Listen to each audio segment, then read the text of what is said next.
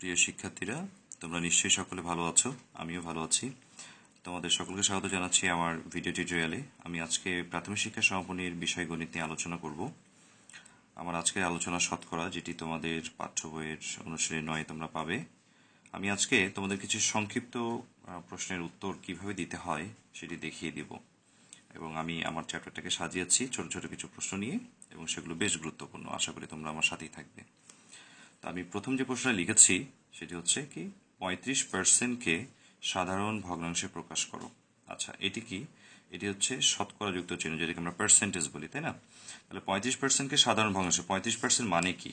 হ্যাঁ, এটি আগে আমাদেরকে বুঝতে হবে যে 35% কথার অর্থ হচ্ছে যে উপরে 35 এবং নিচে থাকবে 100। ঠিক আছে? তার মানে এটা কিন্তু অটোমেটিক্যালি এটা একটা ভগ্নাংশে রূপান্তর হয়ে গেল। 35% কথার অর্থ হচ্ছে এটা। এখন এই অবস্থায় রাখলে কিন্তু হবে না। এটিও একটি সাধারণ ভগ্নাংশ, কিন্তু এই অবস্থায় রাখা যাবে না। কেন যাবে না? তার কারণটা হচ্ছে, যদি কোনো ভগ্নাংশকে লঘিষ্ঠ রূপে প্রকাশ করার সম্ভাবনা থাকে তাহলে সেটি করতে হবে। লঘিষ্ঠ রূপ মানে কি? ভগ্নাংশটাকে কাটাকাটি করে ছোট করতে হবে। অর্থাৎ আমি যদি একটু লক্ষ্য করি যে এই সংখ্যাটা শেষে 5 আছে, আর এখানে শেষে আছে 0, তার মানে এটাকে 5 দিয়ে কাটাকাটি করা যায়। তাহলে 5 7 35, এবং এটাকে যদি আমি 5 দিয়ে কাটি তাহলে আমি কি পাবো? 20। ঠিক আছে? আচ্ছা, তারপর আমি দেখব যে এটাকে 7 এবং 20কে কোনো সাধারণ সংখ্যা দিয়ে কাটাকাটি করা যায় কিনা। যেহেতু 7 একটা মৌলিক সংখ্যা, 7 দিয়ে 20কে কাটাকাটি করা যায় না, বা কোনো সাধারণ সংখ্যা দিয়ে দুটোকে কাটাকাটি করা যাবে না। অর্থাৎ আমার যে ফলাফল আসবে সেটি হচ্ছে 7/20। এটিই আমার কাঙ্ক্ষিত সাধারণ ভগ্নাংশ। ঠিক আছে? তাহলে তোমরা বুঝলে কিভাবে একটা শতকরা যুক্ত সংখ্যাকে সাধারণ ভগ্নাংশে প্রকাশ করা যায়। খুব গুরুত্বপূর্ণ বিষয় হচ্ছে সেটাকে কাটাকাটি করে ছোট করা। আচ্ছা, দ্বিতীয় প্রশ্নটি হচ্ছে 4 টাকার 75% সমান সমান কত? 4 টাকার 75%, তার মানে হচ্ছে 4 এর 75%। 75% এর লিখেছি মানে এটা গুণ। 4 টাকার 75%, আমি এই কথাটাকে ডাইরেক্টলি এখানে লিখতে পারতাম। তো তারপরে যেটা করতে হবে যে এই 75 এর কথাটার মানে হচ্ছে গুণ, 75% মানে হচ্ছে উপরে থাকবে 75 এবং নিচে থাকবে কত? 100। ঠিক আছে?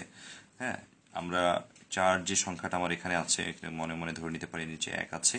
এটা আমাদের সুবিধার জন্য আমরা ধরে নিয়েছি। যে কোনো পূর্ণ সংখ্যা নিচে একটা 1 আছে বলে ধরে নেওয়া হয়। এটি করার কারণ হচ্ছে আমাকে এখন কাটাকাটি করে ছোট করতে হবে। তো আমি যদি দেখি যে 4 দিয়ে 100কে কাটাকাটি করা যায় কিনা, হ্যাঁ অবশ্যই যায়। 4 একে 4, 4 25 100। তাহলে আমার উপরে আছে 75, নিচে আছে 25। তাহলে এটিকে কাটাকাটি কি করা যায়? অবশ্যই যায়। 25 দিয়ে আমি 75কে ডাইরেক্টলি কাটতে পারি, অথবা 5 দিয়ে কাটাকাটি করে ছোট করে নিতে পারি। যদি 5 দিয়ে কাটি 5 15 75, যদি এটিকে 5 দিয়ে কাটি 5 5 25, এরপরে 5 দিয়ে আবার 15কে কাটা যাবে, তাহলে আমার উত্তর কত আসবে? 3। অর্থাৎ 4 টাকার যে 75% সেটি কত? 3 টাকা। ঠিক আছে? আমি যে 4 এর লিখেছি, এর মানে এখানে 4 টাকার। ঠিক আছে? আশা করি তোমরা বুঝতে পেরেছ। তাহলে 4 টাকার 75% সমান সমান কত টাকা? 3 টাকা। আচ্ছা, 3 নম্বর যে প্রশ্নটি আমার আছে, 37%কে একটি সাধারণ ভগ্নাংশে প্রকাশ করো। তার মানে ঠিক একের মতোই, কিন্তু এখানে একটু শিক্ষণীয় একটা বিষয় আছে, যার কারণে আমি আবার প্রশ্নটা রিপিট করেছি। তারপরে 37% আমরা লিখে ফেলবো। 37% মানে হচ্ছে কি, উপরে থাকবে 37 এবং নিচে থাকবে পার্সেন্ট। শতকরা মানে হচ্ছে 100। আমরা জানি যে শতকরা থাকলেই সেই সংখ্যাটা নিচে 100 চলে আসে, অর্থাৎ হর হিসেবে আসে। এখন আমি বলেছি লঘিষ্ঠ রূপ করতে হবে, তার মানে কাটাকাটি করে ছোট করতে হবে। কিন্তু তোমরা যদি একটু ভালো করে দেখো, 37 সংখ্যাটি একটি মৌলিক সংখ্যা, কিন্তু 100 মৌলিক সংখ্যা নয়। 100কে অন্য যে কোনো সংখ্যা দিয়ে আমরা 2 দিয়ে কাটতে পারি, 4 দিয়ে, 5 দিয়ে, বা 10 দিয়ে কাটতে পারি, কিন্তু আমাদেরকে সাধারণ সংখ্যা দিয়ে কাটতে হবে, তাই না? 37কে যে সংখ্যা দিয়ে কাটবো, 100কে সেই সংখ্যা দিয়েই কাটতে হবে, ছোট করতে হবে কেটে। তাহলে এরকম কিন্তু কোনো সংখ্যা নেই যে 37কেও ভাগ করা যায়, 100কেও ভাগ করা যায়। তার মানে এটিই আমার কাঙ্ক্ষিত ফলাফল। ঠিক আছে? তার মানে 37%কে সাধারণ ভগ্নাংশে প্রকাশ করতে যদি বলা হয়, তাহলে আমার যে উত্তরটা আসবে সেটা হচ্ছে 37 উপরে নিচে 100। ওকে, তারপরে 4 নম্বর প্রশ্নটা আসো। 4 নম্বর প্রশ্ন বলছে 3/5 বা 5/3কে শতকরায় প্রকাশ করো। যে কোনো ভগ্নাংশকে যখন শতকরায় প্রকাশ করতে বলে, তখন আমাদের যেটা করতে হয় তা হচ্ছে প্রথমে সেই সংখ্যাটি লিখে ফেলবো। ঠিক আছে? সেই ভগ্নাংশটা লিখে ফেলবো। শতকরায় প্রকাশ করতে বলেছে। শতকরা মানে হচ্ছে 100। হ্যাঁ, সেটিকে আমরা অবশ্যই 100% দিয়ে গুণ করব। কোনো ভগ্নাংশকে যদি শতকরায় প্রকাশ করতে বলে তাহলে কি করব, সেটিকে অবশ্যই 100% দিয়ে গুণ করব। এরপর আমি জানি যে 5 আমার একটা হর, কিন্তু এখানে 100 কিন্তু আমার লব, তাহলে 5 দিয়ে আমি 100কে কেটে ছোট করতে পারবো। 5 বিশে কত হবে, 100। হ্যাঁ, তাহলে এটিও আমার লব, 3ও আমার লব, তাহলে লবে লবে গুণ হয়ে যাবে। 3 বিশে কত হবে, 60, এবং সাথে ছিল পার্সেন্টেজ, দ্যাট মিনস 60%। ঠিক আছে, শতকরা 60।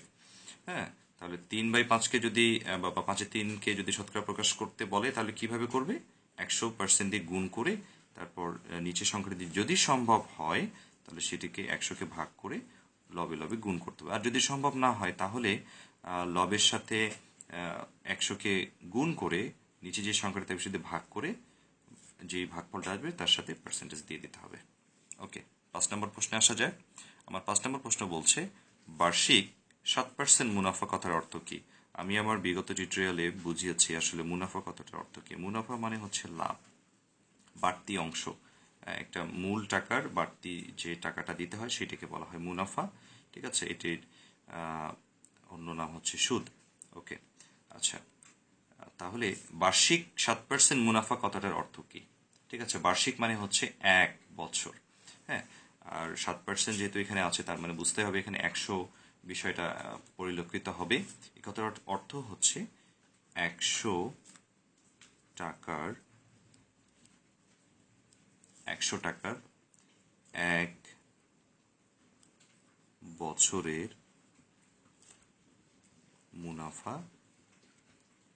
100 টাকার 1 বছরের মুনাফা 60 টাকা। আচ্ছা, এখন তোমাদের মনে প্রশ্ন আসতে পারে 1 বছর কোথা থেকে আসলো। হ্যাঁ, মুনাফার 7% হচ্ছে মুনাফার হার, অর্থাৎ আমার যে আসল টাকাটা থাকে সেই টাকার একটা বর্ধিত অংশ আমাকে ব্যাংকে দিতে হবে, না হয় আমি পাবো, সেটির নাম হচ্ছে মুনাফা। অর্থাৎ এবং 7% মানে প্রতি 100 টাকায় 60 টাকা করে পাওয়া, এবং সেটিকে গণনা করা হয় 1 বছরের জন্য। এই জন্যই বার্ষিক 7% মুনাফা কথার অর্থ হচ্ছে যে 100 টাকা যদি আমার আসল হয়, সেই 100 টাকার আসলের 1 বছরের যে বর্ধিত টাকাটা দিতে হবে সেটি হচ্ছে 60 টাকা। ঠিক আছে, আশা করি তোমরা বুঝতে পেরেছ। আমি পরবর্তীতে আরো ছোট প্রশ্নগুলো নিয়ে এখন আলোচনা করব। আমার পরবর্তী প্রশ্ন হচ্ছে, আচ্ছা, আমার 6 নম্বর যে প্রশ্ন সেটি হচ্ছে 5% ক্ষতি কথাটার অর্থ কি? আচ্ছা, লাভ এবং ক্ষতি জিনিসটাকে আমরা বুঝতে হবে। লাভ কি? লাভ হচ্ছে যদি আমি 3 টাকা দিয়ে কোনো জিনিস ক্রয় করে 5 টাকায় বিক্রি করি তাহলে ক্রয় মূল্য থেকে বিক্রয় মূল্য বেশি হলো, অর্থাৎ আমি লাভ করেছি। কিন্তু যদি সেই জিনিসটা আমি যে 5 টাকায় কিনে যদি 3 টাকায় বিক্রি করি, অর্থাৎ বিক্রয় মূল্য থেকে ক্রয় মূল্য আমার কম, হ্যাঁ, মানে আমার ক্রয় মূল্য থেকে বিক্রয় মূল্য কম, তার মানে আমি ক্ষতি করেছি। তার মানে কিনেছি বেশি টাকা দিয়ে, বিক্রি করেছি কম টাকা দিয়ে, তার মানে আমার ক্ষতি হয়েছে। এই অবস্থাটাকে আমরা ক্ষতি বলি। তাহলে 5% ক্ষতি কথাটার অর্থ কি? 5% ক্ষতি করেছি, যেহেতু পার্সেন্টেজ আছে তার মানে অবশ্যই 100 জিনিসটা এখানে লক্ষিত আছে। তাহলে আমি যদি কোনো জিনিস 100 টাকা দিয়ে কিনি, হ্যাঁ, তখন আমি 5% ক্ষতি জিনিসটাকে বিবেচনা করতে পারবো। আমি লিখতে পারবো যে কোনো জিনিসের যদি আমার ক্রয় মূল্য, আমি লিখছি, যদি আমার ক্রয় মূল্য ঠিক 100 টাকা হয়, ক্রয় মূল্য যদি 100 টাকা হলে আমার যে বিক্রয় মূল্য সেটি কত হবে, 95 টাকা। আচ্ছা, এই 95 টাকাটা কোথা থেকে আসলো আর 100 টাকাই বা কোথা থেকে আসলো? 5% অবশ্যই, যেহেতু পার্সেন্টেজ আছে তার মানে যে কোনো জিনিসকে আমরা 100 সাথে তুলনা করব। আমার যদি ক্রয় মূল্য যদি 100 টাকা হয়, বিক্রয় মূল্য তাহলে আমার 95 টাকা, তার মানে কি 100 থেকে যদি 95 আমি বিয়োগ করি তাহলে আমার 5 টাকা হচ্ছে আমার ক্ষতি, অর্থাৎ 5% ক্ষতি কথার অর্থ হচ্ছে এটি। আশা করি তোমরা বুঝতে পেরেছ। আচ্ছা, 7 নম্বর যে প্রশ্নটা সেটা আসলে অনেক গুরুত্বপূর্ণ। পার্সেন্টেজ নিয়ে অনেক আলোচনা হচ্ছে, এখন সেটি চলে এসছে যে শতকরা। পার্সেন্টেজ বা শতকরা বলতে আসলে কি বোঝায়? শতকরা বলতে যে জিনিসটা বোঝায় সেটা হচ্ছে, আমাদের দুটো ভাবে আমরা সংজ্ঞাটা দিতে পারি।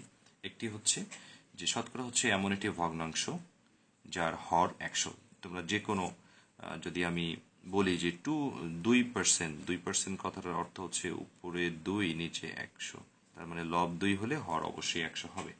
হ্যাঁ, কিন্তু আমরা যদি বইয়ের ভাষায় জিনিসটাকে আর একটু সুন্দর করে বোঝাতে চাই, সেটি হচ্ছে যে শতকরা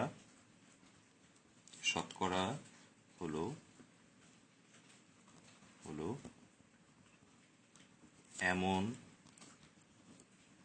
একটি অনুপাত, ঠিক আছে, এমন একটি অনুপাত যা 100 এর ভগ্নাংশ রূপে প্রকাশ করা হয়।